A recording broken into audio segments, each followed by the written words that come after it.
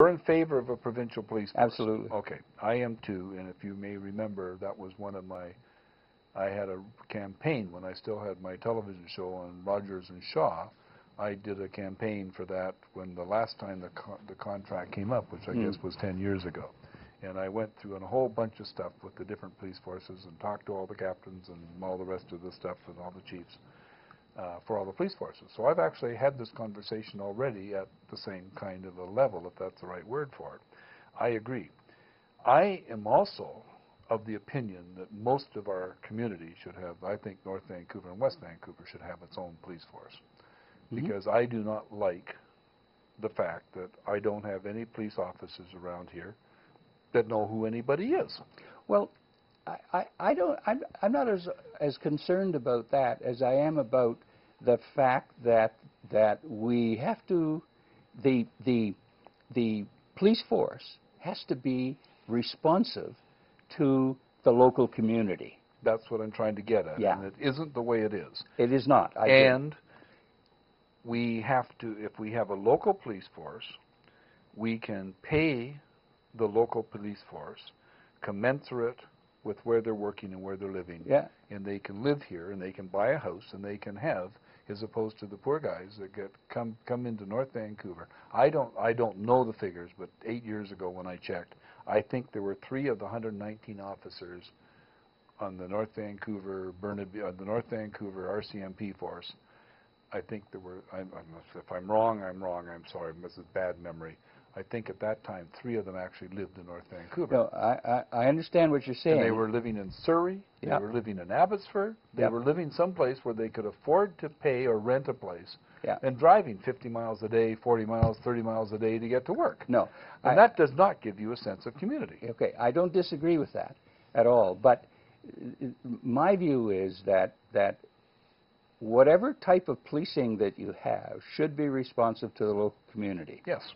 Okay, now whether you do it by a contract, whether you do it by each municipality having its own police force, whether you go to the super police force across all the, like the GVRD thing, where they want to have a super police force all through the Lower Mainland.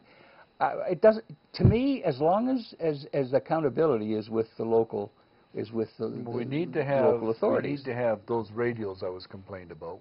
We need to have them all on the same ability to be on the same frequency. So okay, but yeah, but I don't care about that. Radio frequency can be sorted out pretty quick. The problem that we're but it isn't. No, it isn't, because everybody's protecting their own turf, and 9 times out of 10 it's the RCMP that don't want to cooperate with the locals. Right. So I'm saying, I mean, I know that for a fact. Okay, well, I'm saying that we've got to put that together. Okay. And what has to, in my view, what the Attorney General should enter into is a termination contract with the RCMP. Is say, okay, we're going to phase you out over the next 3 or 4 years, and in the meantime start building up a provincial police force and see what the municipalities want to do about their own. Because you can't continue this going the way we're going now. It's only going to get worse. Well, I agree with you. Then you didn't know I agreed with you. No, I had no idea. And how am I doing as a host on this subject? Well, am I doing okay? Yeah, you're doing okay. I mean, you're not really giving me the hard questions or anything. So well, what hard questions am I supposed to ask you? What answers have you got written down there I haven't asked you about? Well, how's your sex life? Who? What? What happens is that the. I mean, this is going to be on YouTube. This is going to be unpopular. We better watch behind us and slow down. Well, I never drive fast anyway anymore. Okay. I mean, I'm an old guy. Make sure that all your lights are working. Oh, they always are. Okay. They always are. Yeah. Make sure you haven't had a drink. No, I don't drink and drive. That's right. But I got to tell you a second. I had a run-in with a Vancouver City policeman December 4th, I think it was, on Powell Street, going out of town. And I'd been to a party in Lions Bay, and I had a delightful lady with me, and we're coming up to, and I hardly ever drink. I mean, you've known me for, how many times have you seen me drink? 10 times in 20 years? And mostly after the show on Wednesday nights. Well, I've been known to have a drink here a couple of times, but I don't drink out in public as a rule. I go to beer parlors and I have Coke. And today I had coffee in a pub. For 4 hours I drank coffee. And I pull up to this roadblock, and I'm pleased to see the roadblock. Yeah, really. Good roadblock. Yeah, I think that's a good idea. Yeah, and I like that. This police officer who started off in a sort of like, where have you been? Where are you coming from? I said, I'm sorry, that has nothing to do. This is an alcohol, I think, thing. I have not had a drink for 7 days, officer. That should have been enough for him to send. I'm also driving a car with my name on the side, the company logo, my phone number. I got a U.S.-Canadian flag flying. And just again, yeah, you're hard to find. And again, I consider myself a friend of the police. On September the 11th, when we had the motorcycle ride to the Peace Arch, my 53 Chevy Sheriff's car led the parade. Yeah, I had 230 motorcycles with U.S.-Canadian flags flying behind me, and we had the VPD motorcycle squad, all with my flags and stuff. I consider my son the police, fire, ambulance. We did the same thing on May 29th when we had the Ride for Dads with 2,300 motorcycles, just motorcycle riders. And my car was the lead car. We had 2,300 motorcycles going through the streets of Vancouver with every roadblock from Boundary and East Hastings right through Stanley Park and around the loop into West Vancouver and Ambleside. Yep. I'm a friend of the police. And this guy, by the time I was sitting over on the side, and he was running my license, and 5, 6 minutes, he just wasn't prepared to accept the fact that I hadn't had a drink for 7 days. And then he flashed the light in on my passenger, and I said, what are you doing? Okay, I'm the driver. I haven't had a drink for 7 days. If I had 3 drunks in the car, just like their breathalyzer thing on television, where the fellow says, yeah, you've had a good time, I'll take him home, and there's a sober driver, right? Yep. It's like this guy. Anyway, I came back a week later to the day. Same guy's on the roadblock. I pull up, and he doesn't even stop me. No, it waves you through. Just waves me through. Well, there's a.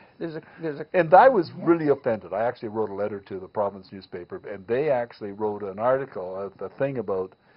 I didn't write my letter, and it didn't get published. But I didn't write my letter, and I sent a copy to Casheed. I didn't write my letter until I saw the article in the province where they were complaining about the fact that the police were going into all these questions at roadblocks, which just made it take longer and had nothing to do with the anti-drinking thing. Yeah, but the anti-drinking thing is only one reason they're there.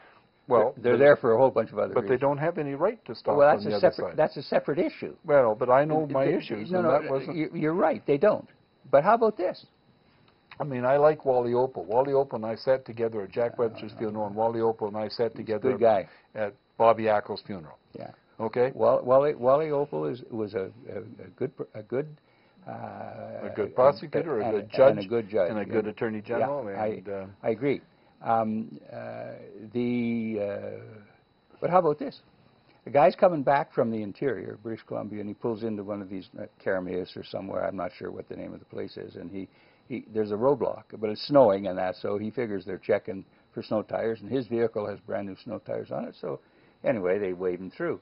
He continues through the little town, which is like 2.5 or 3 blocks cut off the corner, heads into the mountain, comes around a corner, and there's about maybe 2 miles from the first roadblock. Another roadblock. Another roadblock. And you can't, there's no flares out, there's nothing. You come up over hill and around a corner, and there they are. Okay? And there's a pile of them.